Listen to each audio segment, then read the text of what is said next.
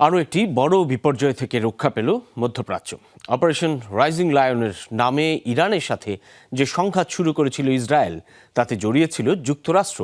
সবশেষ সোমবার কাতার ও ইরাকে মার্কিন ঘাঁটিতে তেহরানে হামলার পর শঙ্কা তৈরি হয়েছিল ভয়াবহ পরিস্থিতি। তবে যুদ্ধবিরতি কার্যকর হওয়ায় সর্বাত্মক যুদ্ধ থেকে এই যাত্রায় রেহাই পেল মধ্যপ্রাচ্য। স্টে সেফের ডাবল লেয়ার প্রোটেকশনই পিরিয়ডের হেভি ফ্লোর দিনগুলোতে আমাকে রাখে নিরাপদে। Stay safe. হামাসের হামলার পর গাজায় যে আগ্রাসন শুরু করেছিল ইসরায়েল, লেবানন, ইরাক, সিরিয়া হয়ে তা পৌঁছে যায় ইরান পর্যন্ত। গত ১.৫ বছরে দুদফায় তেল আবিব তেহরানের মধ্যে পাল্টাপাল্টি হামলা হলেও সেটি দীর্ঘায়িত হয়নি। হুমকি ধামকিতে দুদেশের মধ্যকার উত্তেজনার পারদ চড়তে চড়তে সংঘাতে রূপ নেয় গত ১৩ জুন। যুগের পর যুগ ধরে একের পর এক সংঘাতে জর্জরিত মধ্যপ্রাচ্য। সবশেষ ফিলিস্তিনিদের ওপর নেতানিয়াহু বাহিনীর আগ্রাসনের জেরে তৈরি হয়েছে নজিরবিহীন অস্থিরতা।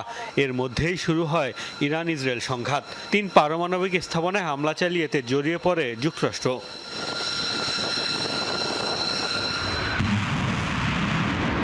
জবাবে সোমবার রাতে ইরান, কাতার ও ইরাকে অবস্থিত মার্কিন ঘাঁটিতে হামলা চালালে মধ্যপ্রাচ্যে বিপর্যয় নামার শঙ্কা তৈরি হয়। ধারণা করা হচ্ছিল যুক্তরাষ্ট্র পাল্টা ব্যবস্থা নিলে বিশ্বজুড়ে ছড়িয়ে পড়তে পারে অস্থিরতা। এমন যখন পরিস্থিতি, তখন মার্কিন প্রেসিডেন্ট ডোনাল্ড ট্রাম্পের আকস্মিক যুদ্ধবিরতির ঘোষণায় মুহূর্তেই নেমে আসে স্বস্তি। তেল সমৃদ্ধ মধ্যপ্রাচ্য বিশ্ব বাণিজ্যের অন্যতম কেন্দ্র। হুতিদের হামলার জেরে লোহিত সাগর পথে এমনিতেই বাধাগ্রস্ত বাণিজ্য। এর মধ্যে হরমুজ প্রণালী বন্ধের তোড়জোড়ও শুরু করেছিল ইরান।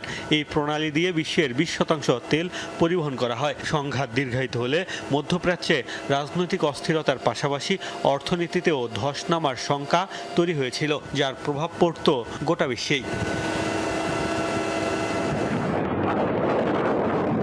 বিশ্লেষকরা বলছেন, ইরান ও ইসরায়েল ১২ দিনের সংঘাতের ইতি টানতে রাজি হওয়ায় বড় ধরনের এক বিপর্যয় থেকে রক্ষা পেল মধ্যপ্রাচ্য। এই সংঘাত দীর্ঘায়িত হলে চীন, রাশিয়ার মতো ইরান ঘনিষ্ঠদেরও জড়িয়ে পড়ার শঙ্কা বাড়ছিল ক্রমেই। মোস্তফা মাহমুদ, যমুনা নিউজ।